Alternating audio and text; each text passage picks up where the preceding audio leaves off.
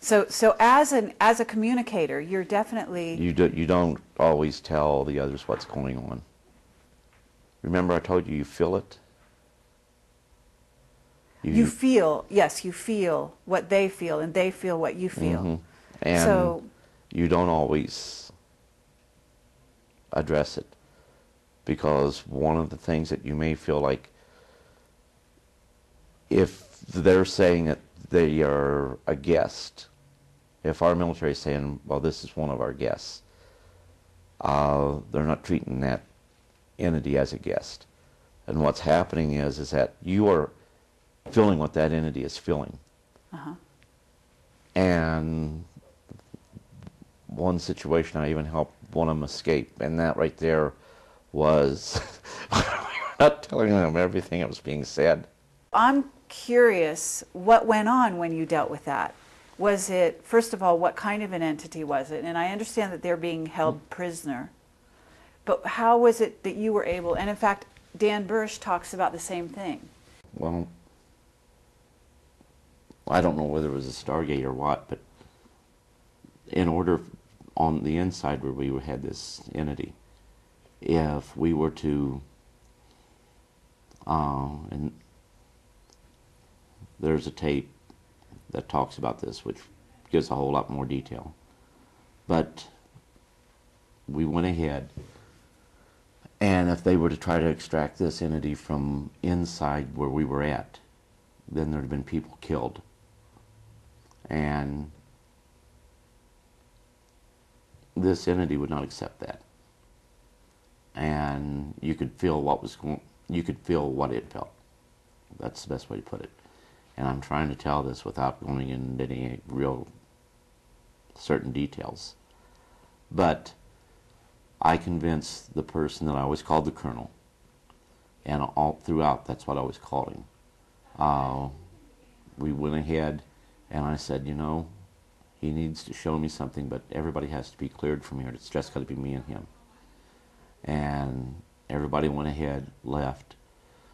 There was one Spec 5 that stayed there to help me, and I said, we've got to cut this screen fence back here, or the storm fence, and we can get in trouble for that. I says, yeah, I know, that's why I'm asking you to just drop off the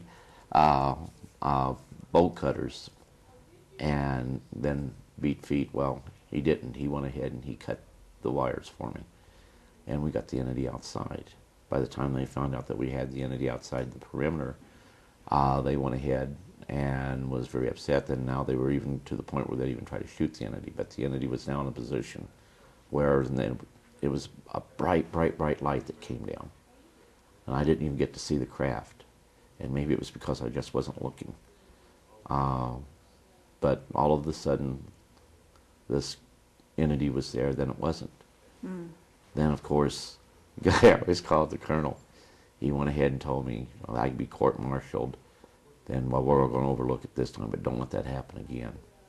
And, of course, I was chastising him. If they're supposed to be our guests, why were we treating them cruel and treating them as prisoners? As a matter of fact, even worse than prisoners. Mm-hmm. I have never seen either movie of the Manchurian Candidate. Okay. And the one thing that we had identified by the time I got out, 57 different species. And they were affectionately called the Heinz 57. I understand there's some phrase in one of those movies about that. Mm-hmm. Gee, I'd love to say there's only 2 or 3 races, or only 4 or 5, or even 1. I'd love to say that. But with what I know, if I change anything that I do know, then it's not reality. It's just going ahead saying things that people want to hear. Uh-huh. Well, why would you say you would want to say there was only 1 or 2? Oh, well, some people, well, we could find your story more believable if you could say. I see. And, gee, can't this entity be gray because it'd be more believable? Uh-huh. What do you want, a story that's believable, or do you want the truth? Mm-hmm. Now, the truth may not fit what you believe, but it's the truth as I know it. With it being the truth as I know it, That's all I can tell. So have you ever, I'm going to assume they must photograph these beings, right? There's photographs. Okay. And what about you? Do you ever draw them? Do you have drawings of them? Yeah, I got some drawings. And have you distributed, No. are you able, at liberty, to give them out at all? Or show them? Some I have and some I haven't. Uh-huh. And are you familiar with underground bases? And the technology that goes along with it. Okay. And so I'm going to assume you've been to underground bases yourself. Not by choice. Not by choice. That's believable. But have you also seen, say, reptilians, what's called, in the UFO community, Subspecies reptilians? that we call reptilian, yes. Mm-hmm. And are you able to communicate with them telepathically? They can communicate with you. Okay.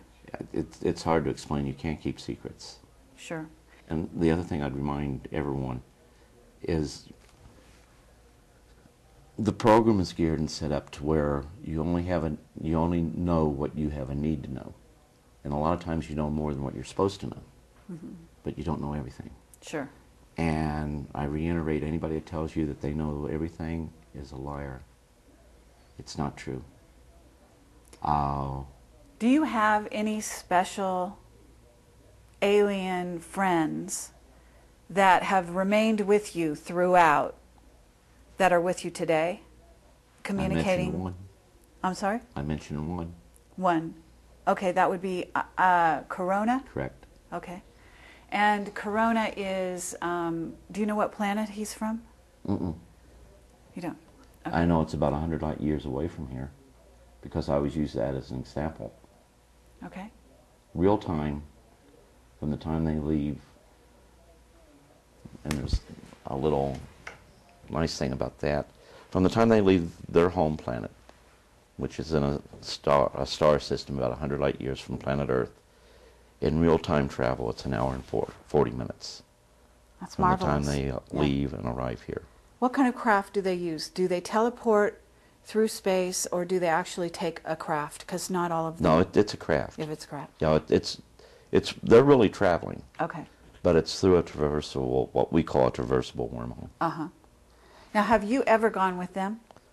To the best of my knowledge, no. And the reason I state that, I can remember seeing the stars, that I've never seen them like that anywhere on Earth. But to the best of my knowledge, no. So you don't have conscious memory, is what you mean? Right. Of these incidents, but you could have. Oh, well, there's been some things really scary that's happened in my life. I mean, you feel it.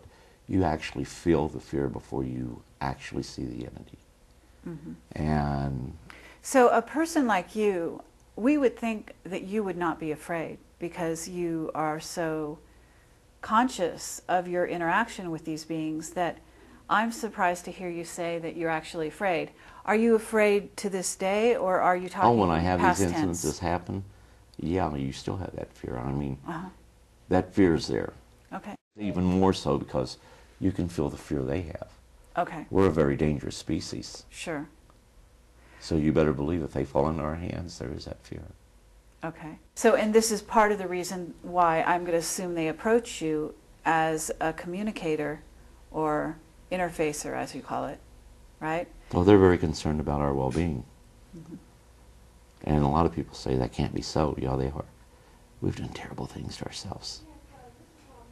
And they know this. Mm-hmm. And they're trying to understand certain things about us. And I think at the same time they're exchanging information, saying, hey, here's what you've done to yourself. I think that ties in a lot with some of the abductions that have taken place. I think it ties in with some of the cattle mutilations that have taken place. And I think it ties in with some of the people absolutely disappearing off the face of the earth. Okay, so there are people that are disappearing on a regular basis, right? Oh, yes. And they're going to other planets, they're going to off-world bases, I'm assuming? I don't have the answer to that. Okay. Now, if you're asking me if I could have left here, possibly. But, like I say, there's a purpose. And I don't know what that purpose is.